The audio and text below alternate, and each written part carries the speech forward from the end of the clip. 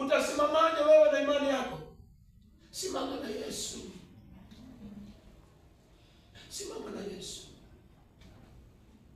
Tusitake mpaka Mungu ashuke aje awe kashike fimbo. Tusitake hivyo. Yesu tusaidie.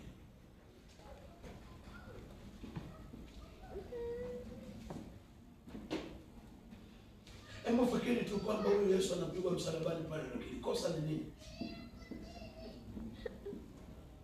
Bwana Yesu asifiwe. Amina. Bwana Yesu asifiwe. Amina. Sio unaona msalaba kama kitu cha kawaida sana.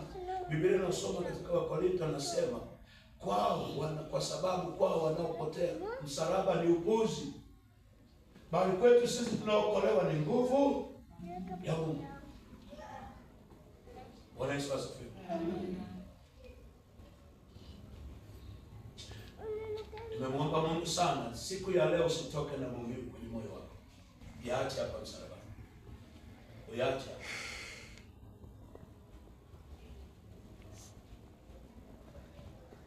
Yesu asifiwe. Amina.